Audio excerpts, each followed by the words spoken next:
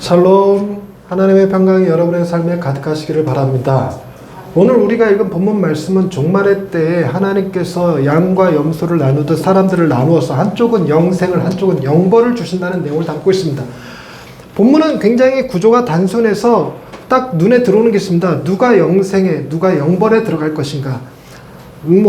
아무리 국어를 못한다 하더라도 답을 찾을 수 있겠죠. 어떻게 찾냐면 작은 자들에게 선한 일을 행한 사람들은 영생에, 그걸 하지 않은 사람들은 영벌에 들어간다라는 내용입니다.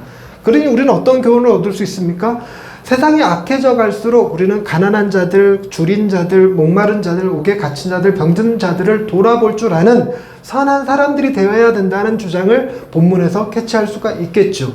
그런데 우리는 이 본문에 담긴 의미가 과연 그것뿐일까 하는 생각을 갖게 합니다. 그 이유가 뭐냐면 과연 우리가 천국에 들어가고 혹은 지옥에 가는 것이 우리가 행한 어떤 일 때문에 들어가는 게 맞을까? 내가 착한 일 하면 천국 가고 나쁜 일 하면 지옥에 가는 게 맞을까?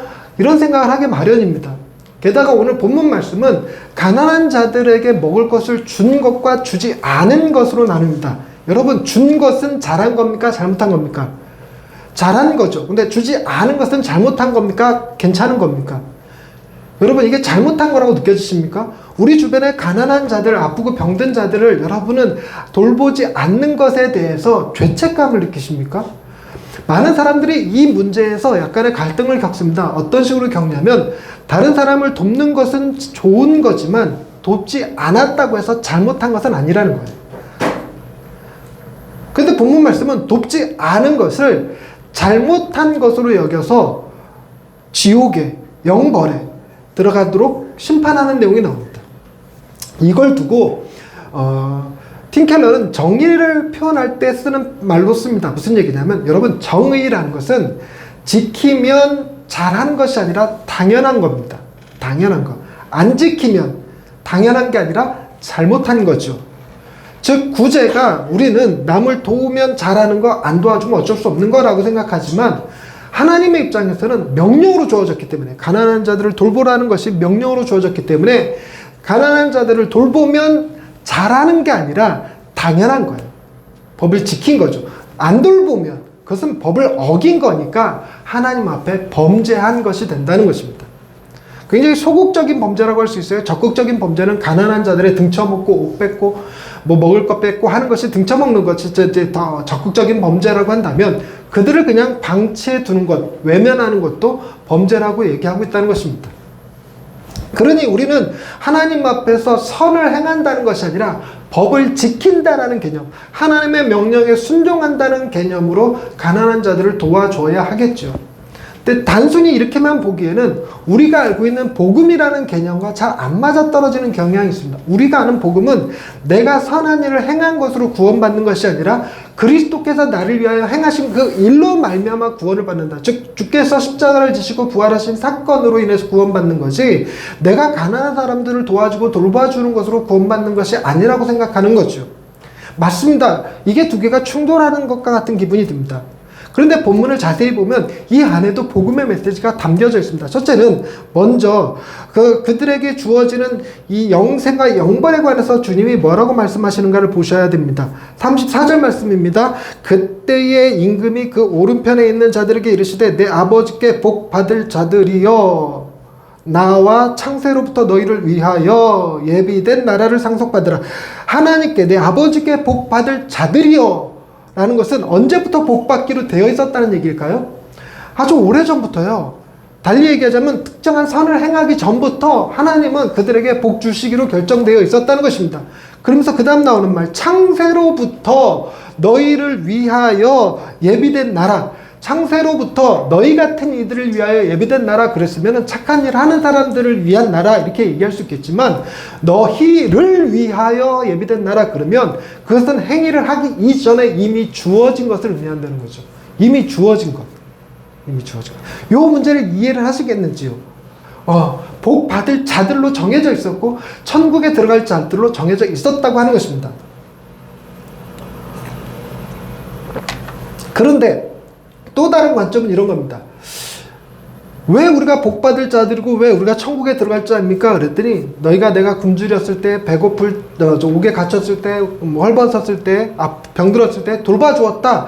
작은 자들을 위하여 행한 것이 곧 나를 위하여 행한 것이다 라고 말할 때 이 양들은 우리가 언제 그런 일을 했나이까? 라는 얘기를 해요. 여러분, 이게 굉장히 중요한 관점이니까 요거 잘 들으세요. 제가 지금 이후에 입교회식과 성찬도에서 시간이 빠듯하니까 빨리 나가고 있어요. 정신 놓치면 훅 지나가 버립니다. 자, 오른손이 한 것을 왼손이 모르게 해야 합니다. 오른손이 한 것을 왼손이 모르게 한다는 것은 선을 행하는 것 자체에 대한 인식을 갖고 있지 않은 것을 의미합니다. 그러니까 하나님의 심판을 받을 때, 하나님의 칭찬을 들을 때 우리는 내가 뭘 했는지 기억한다면, 내가 그때 사람들 먹을 것을 줬지, 옷을 입혀줬지, 이게 기억이 난다면 그것은 선이 되지 않아요. 그건 그 사람들을 위해서 한 것이 아니라 자기 자신을 위해서 한 겁니다. 나 일만 하면 괜찮은 사람이야, 나 제법 괜찮은 사람이야 라는 느낌적인 느낌을 갖기 위해서 한 자기 애의 다른 표현이지 다른 사람을 도운 게 아니에요. 다른 사람은 자신을 기쁘게 하는데 도구로 쓴 것 뿐이에요. 그렇기 때문에 내가 행한 선을 기억한다, 내가 행한 선을 느끼고 있다, 인지하고 있다, 그러면 그건 하나님 앞에 선이 되지 못하고 악이 됩니다. 죄가 됩니다. 그래서 우리는 죄가 뭐냐고 물어볼 때 내가 행한 모든 것이에요. 내가 기억하는 것이 선이라면 그건 죄입니다. 선은 내가 인지하지 못하는 거예요. 내가 어느 때 그 일을 행했나니까 하고 모르는 거죠. 악을 행하는 자들도 마찬가지입니다. 내가 언제 그 일을 하지 않았나요? 모르는 겁니다. 모른다는 얘기는 여러분 내가 천국에 갈 사람인지 지옥에 갈 사람인지 모른다는 거예요. 여러분들한테 제가 여러분 죽으면 이 기준으로 가난한 자들을 돕고 병든 자를 돌봐주고 옥에 갇힌 자를 돌아보는 방식으로 천국과 지옥이 나눠진다면 여러분 천국 가실 것 같습니까? 지옥 가실 것 같습니까? 그러면 여러분 다 지옥 갈 것 같다라는 느낌을 가져야 맞는 거예요. 선을 행한 게 기억이 안 나야죠. 그러니 어떤 측면에서 보면 누가 선을 무의식 가운데 행할까? 그거의 답을 찾을 수 있기를 바랍니다. 누가 무의식 가운데 선을 행할 수 있을까? 하나님께 복받을 자들로 정해진 사람들, 하나님께 천국이 예비되어진 사람들, 그런 사람들이 선을 행한다는 겁니다. 달리 얘기하자면 그들이 선을 행하는 것이 아니라 이 땅에 가난하고 굶주리고 헐벗고 병든 이들을 하나님이 돌보시는 방식으로 특정한 그룹을, 양들을 예비하셔서 그들로 하여금 복도 주고 천국도 줘서 선한 일을 자기 자랑하지 않고 자기의 일을 내세우지 않고 무의식 가운데 자신의 것을 나눌 줄 아는 사람들을 통해서 당신의 백성들을 지키고 돌보셨다라는 개념이죠. 그러니 여러분, 우리가 이 본문을 딱 들으면 이 본문에 등장하는 인물이 임금과 양과 염소 세 그룹만 나온다고 생각하는데 그렇지 않죠. 누구도 나옵니까? 작은 자도 등장합니다. 작은 자. 여러분, 작은 자가 누구냐면 곧 우리들이었다는 것입니다. 우리들이 내가 양일까 염소일까 생각하면 정신없지만 우리가 작은 자라는 생각이 들면 굉장히 감동이에요. 나는 세상에 살면서 힘들었어, 괴로웠어. 그런데 언제나 주님이 늘 나와 함께 하셨어. 그래서 주님이 늘 나와 함께 하심으로 다른 사람들의 도움을 받으면서도 살 수 있게 하셨어라는 생각을 갖게 하는 거죠. 그런데 여러분, 작은 자들이 주님과 함께하는 삶을 살면서 주님한테 느끼는 감정, 나를 홀로 두지 않으셨구나. 나가 외로울 때, 내가 괴로울 때, 내가 힘들 때 나를 그냥 두시지 않았구나, 나와 함께 하셨구나 라는 생각이 드는 것이 위로가 되고 힘이 되기는 합니다. 또 하나는 뭐냐면 그런 이렇게 지극히 작은 나를 위하여 주님은 뭐 하셨는가? 양들은 내게 먹을 것을 주고 입을 것을 주고 뭐 돌아보았고 하지만 주님은 뭐 하셨을까? 물론 주님이 그들을 감동시키셔서 그들에게 복을 주셔서 그들에게 천국을 예비하셔서 그들로 하여금 선한 일을 행하도록 하셨습니다 라는 것도 답이 되지만 주님은 더 놀라운 걸 하셨죠. 그런 지극히 작은 우리를 너무너무 사랑하셔서 우리의 모든 죄를 대신 지시고 십자가에 죽으셨다라는 것입니다. 그래서 그 양들이 우리를 대할 때 어떻게 보냐면 단순히 가난한 자들, 병든 자들, 헐벗은 자들로 보는 것이 아니라 내 주인이신 주님이 지극히 사랑하는, 그 목숨까지 바쳐서 사랑하는 주님의 자녀들로서 보는 거죠. 그래서 그들은 우리에게 선을 행하는 것이 곧 주님에게 행하는 일이 되도록 하셨다는 것입니다. 여기에서 저는 감동을 받습니다. 저는 지극히 작은 자입니다. 작은 자예요. 우리가 신앙생활을 하면 할수록 내가 주님 앞에 얼마나 큰 죄인인지를 깨닫습니다. 우리가 살면서 겪어보죠. 병듭니다. 때로는 오해를 삽니다. 때로는 헐벗은 것 같은 느낌이 들 때가 있죠. 어쩔 때는 너무너무 외로운 가운데 힘들어질 때가 있습니다. 그럴 때 우리는 혼자 있지 아니하고 주님과 함께 있다라는 생각, 그리고 주님이 사람들을 통하여서 내게 다시 일어설 힘을 제공해 주신다는 생각들, 이런 것들이 굉장히 큰 위로가 되고 도움이 되기도 합니다. 그러니 우리는 하나님 앞에서 그 감사를 고백할 수 있는 날이 오늘이길 바랍니다. 내가 누굴 도왔는가, 내가 누굴 돕지 않았는가로 스스로 정죄하거나 스스로 자기 의에 빠지는 사람들이 아니라, 난 지극히 작은 자였는데 금년 한 해도 주님이 나와 함께 하셨고 나의 외로움을, 나의 눈물을, 나의 아픔을 돌보고 계셨구나, 나의 연약함을 위하여 십자가를 지셨구나, 그것에 대한 감사와 감격이 있는 하루가 되기를 바랍니다. 말씀을 결론으로 이제 끌고 갑니다. 설교 굉장히 짧죠. 뒤에 일들이 많아서 그렇습니다. 근데 뒤에 결론 부분이 조금 이 패러다임 전환이 조금 일어나니까 여기에 신경 써서 잘 들으시면 좋겠습니다. 제가 첫 번째로, 우리는 양과 염소로 선한 일을 행했느냐 그렇지 않느냐로 심판받을 수 있다는 얘기를 했습니다. 그리고 선한 일과 악한 일은 어떻게 구별되느냐 하면 하나님의 법에 순종했느냐 순종하지 않았느냐로 결정된다고도 말씀드렸습니다.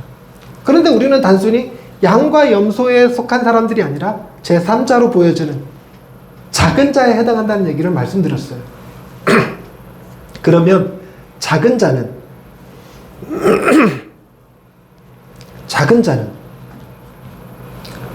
어떻게 살아가게 될까요? 내가 헐벗었을 때 내게 옷 입혀주는 사람들의 도움을 받은 사람들은 헐벗은 사람 보면서 외면할까요? 내가 병들었을 때 나를 찾아와 위로해준 경험을 한 사람들은 다른 병든 사람들을 보고 외면할까요? 내가 굶주렸을 때에 내게 먹을 것을 주어서 나로 하여금 살게 했던 그 경험을 가진 사람이라면 다른 사람들의 굶주림을 외면할까요? 그렇지 않다는 것입니다. 여러분, 양과 염소 주변에 작은 자들, 가난하고 헐벗고 굶주린 사람들이 많을까요? 아니면 작은 자들 사이에 헐벗고 굶주린 자들이 더 많을까요? 당연히 작은 자들 사이에 있겠죠. 작은 자들 사이에 있습니다. 즉 내가 주님에게 작은 자라고 생각되어질 때 그 사랑이 내 주변의 작은 자들을 섬기는 방식으로 드러나게 할 거라는 것입니다.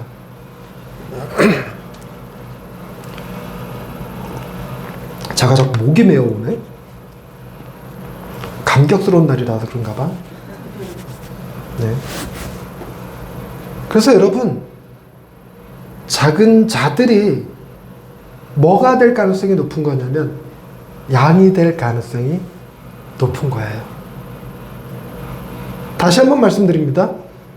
누가 양이 되냐면 가난하고 힘들 때 나와 함께 해주신 주님의 사랑을 기억하는 자들, 그 은혜를 경험한 자들이 그 은혜를 나누며 살아가면서 양이 될 가능성이 커진다는 겁니다.